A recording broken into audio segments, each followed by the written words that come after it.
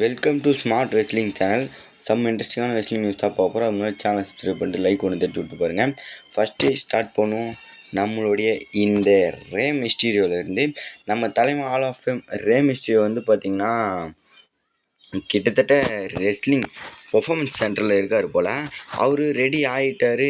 இங்கே வந்து அவருடைய ஃபைனல் ரன்னை ரெடி பண்ணுறதுக்கு என்ன ப்ரோ சொல்கிறேன். ஆமாம் கைஸ், இவருக்கு பார்த்தீங்கன்னா ஃபைனல் டூர் தான் ஆரம்பிக்க போகுது. இவருக்கு பெருசாலாம் அந்தளவுக்கு ஒன்றும் பண்ண மாட்டாங்க. ஏஜே ஸ்டைலுக்கு இப்போ எந்தளவுக்கு பண்ணுறாங்க அந்த மாதிரியே பார்த்தீங்கன்னா தட்டி விட்ருவாங்க நான் நினைக்கிறேன். அவங்க பையன் வேறு லெவல் பண்ணிகிட்ருக்காரு, டாமினிக் மிஸ்டீரியோ. அவர் ஒரு பக்கம் இருந்தாலும் தலைவனுக்கு இதுக்கு மேலே என்ன நான் பண்ண வேண்டியதோ அதெல்லாம் பண்ணி விடணும். ஏன்னா இப்போ இன்ஜுரி ஆனார். இப்போது பர்ஃபார்மன்ஸ் சென்டரில் இருக்கார். இப்போது ஃபிட் ரெடி பண்ணிக்கிட்டு இப்போ வந்து பார்த்திங்கன்னா களத்தில் இறங்க போகிறாரு. மேபி மிஞ்சி போனால் 1 இயரோ இல்லை 2 இயரோ தான் இருப்பார்.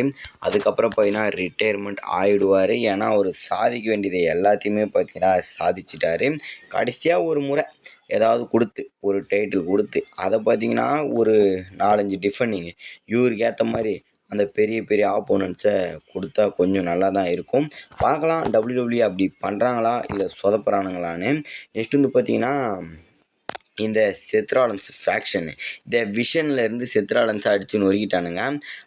அது ஒரு பக்கம் இருக்க விஷனில் இப்போ பிரான் பிரேக்கர், பிரான் சென்ட்ரிடு, பால் ஹேமன் இருக்காங்க. அவங்க 2 பேர். அப்புறம் பால் ஹேமனு இப்போது பால் ஹேமன் கூட அட்டாச்சில் தான் இருக்கார் பிராக் லெஸ்னரு. ஏன்னா அவருக்கு மைக் அனௌன்ஸ்லாம் பண்ணியிருப்பார். அது ஒரு பக்கம் இருந்தாலும் இப்போது வார் கேம் நடக்க போகுது. அதில் பார்த்திங்கன்னா அந்த 2 பேர் பிரான் சென்ட்ரிடு, பிரான் பிரேக்கரு அண்டு பிராக் லெஸ்னரு, அப்புறம் ட்ரூ மேக்கன்டையரு, ஆஸ்டின் தியரி அப்படி இப்படின்னு சில பேர் நேம்ஸ்லாம் அடிபட்டுது. பிராக் லெஸ்னர் இருக்கிறதுக்கு பாசிபிலிட்டி இருக்கா அப்படின்னு கேட்டிங்கன்னா என்னை பொறுத்தவரைக்கும் 99% இருக்குது. ஏன்னா பால் ஹேமன் எப்படியா இருந்தாலும் பார்த்தீங்கன்னா ஈல் டீம் தானே. இப்போ பிராக் லெஸ்னர் ஈலாக தானே இருக்கார். பால் ஹேமன் கண்டிப்பாக பிராக் லெஸ்னர் கொண்டு வருவார். கொண்டு வந்து பார்த்திங்கன்னா பிரான் பிரேக்கர், பிரான் சென்ட்ரிடுக்கு ஆதரவு பக்கமாக நின்று ஒரு ஃபுல் ஸ்ட்ராங்கான டீமாக ஆகி அப்புறம் இன்னும் 2 ஈல்டன் தலைவனுங்களை சேர்த்துருவாங்க. ட்ரூ மேக்கன்டையரை மேபி சேர்ப்பாங்கன்னு நினைக்கிறேன். ஆஸ்டின் தி பேர் அடிப்படுது, நான் அது கடைசியில் சொல்கிறேன். இங்கே பார்த்தீங்கன்னா இவ்வளோ நேம்ஸ் அடிபட்டிருக்கு. இவங்களாம் பார்த்தீங்கன்னா செத்ராலன்ஸு ஆப்போசிட்டில் போயிடுவார். இவங்களுக்கு ஆப்போசிட்டு ஒரு ஹீல் டீமு த விஷனு இவங்க பார்த்தீங்கன்னா மோத போகிறாங்க. அந்தாண்ட யார் இருக்காங்கன்னு இப்போதைக்கு சொல்ல முடியாது.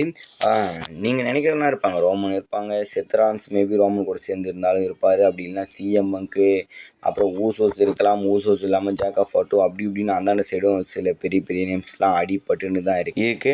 என்ன இருந்தாலும் இந்த பக்கம் ஈல் டீமில் இருக்கவங்கள இந்த டைம் கொஞ்சம் பார்த்திங்கன்னா ஸ்ட்ராங்கான நபர்கள் இருக்கிற மாதிரி இருக்கு. அது மட்டும் இல்லாமல் பிராக் லெஸ்னர் கிட்டத்தட்ட இப்போது மேட்ச் கம்ப்ளீட் ரிட்டர்ன் பண்ணார். ஜான்சனா கூட மேட்ச் கம்ப்ளீட் பண்ணார். அவ்வளோதான். இன்னும் பார்த்தீங்கன்னா எங்கேயும் வரல. பெரிய இடத்துல பேர் நேம்ஸ் அடிபட்டிருக்கு.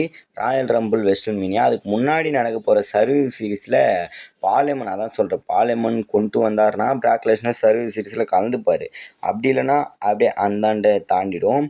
அது ஒரு பக்கம் இருக்கு. இங்கே Saturday night main event November 1 நடக்க போகுது. அதுக்கான அஃபிஷியல் போஸ்டர் தான் இப்போ பார்த்துருப்பீங்கன்னு நினைக்கிறேன். சிஎம் பங்கை வச்சு உருவாக்கியிருக்காங்க. இன்னும் ப்ரோ கதை ஜான்சனா வச்சு அவர் ஃபைனல் ரன்னு இருக்க போகுது. இப்போது இந்த நவம்பர் சாட்டர்டே நைட் மெயின் ஈவெண்ட்டில் இந்த மேட்சுக்கோசரம் தான் சிஎம் பங்கை வச்சு முழுக்க சிஎம் பங்கை வச்சு இந்த போஸ்டர் ரெடி பண்ணியிருக்காங்க. ஆமாங்க, இப்போது சிஎம் பங்கு நம்பர் 1 கண்டெய்னர் ஆகிருப்பார்.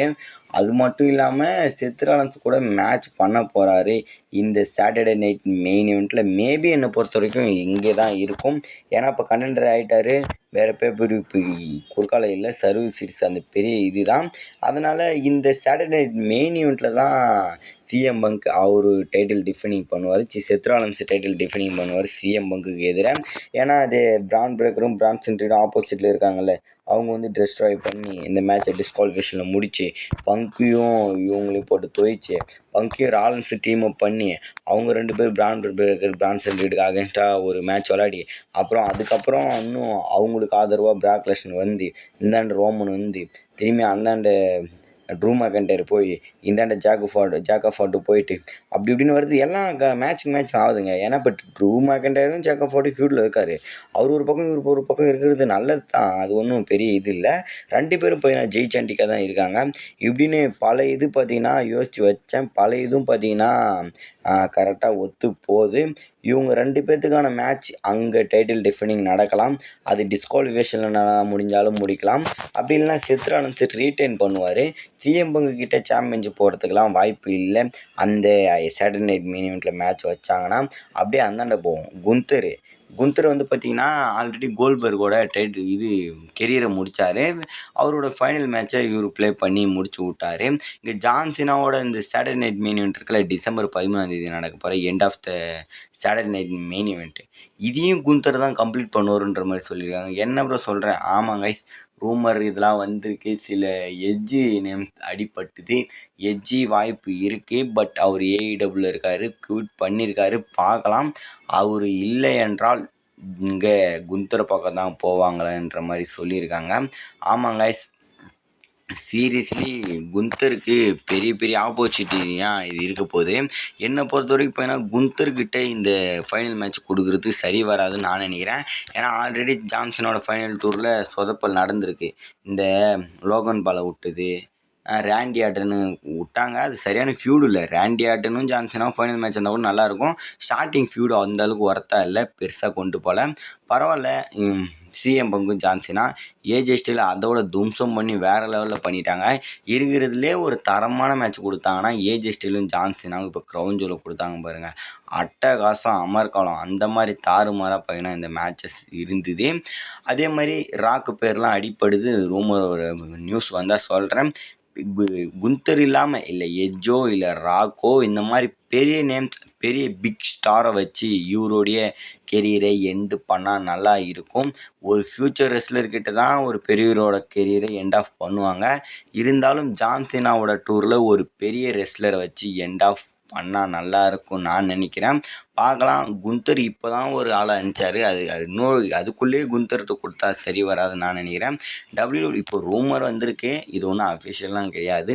பார்க்கலாம். நம்ம ஆடியன்ஸ் எல்லாம் கதறல் சத்தம் கேட்டு நமக்கு பிடிச்ச மாதிரி இப்போ ஏஜே ஸ்டைல் ஜான்சனா மேட்ச் பண்ணாங்கல்ல, நமக்கு பிடிச்ச மாதிரி ஆப்போனண்ட்டை வச்சு முடிகிறாங்களான்னு. நெக்ஸ்ட்டு சின்னதாக ஒரு மெயின் ஈவெண்ட் இது. ஆஸ்டின் தியரி எங்கே ப்ரோ? ஆஸ்டின் தியரி ரிலீஸ் பண்ணது அப்படியே ரிலீஸ் வரல, கொஞ்சம் அப்புறம் ஒரு டியூட் மட்டும் வந்துச்சு ரிலீஸ் ஆன மாதிரி. பட் அதுக்கப்புறம் எந்த ஒரு ரூமரும் நியூஸும் இல்லை. அவர் ரிலீஸ் ஆன மாதிரியும் அவரே போட்ட மாதிரியும் சோஷியல் மீடியாவில் அவர் டபிள்யூடபிள்யூ சர்ப்ரைஸாக வச்சுருக்காங்க.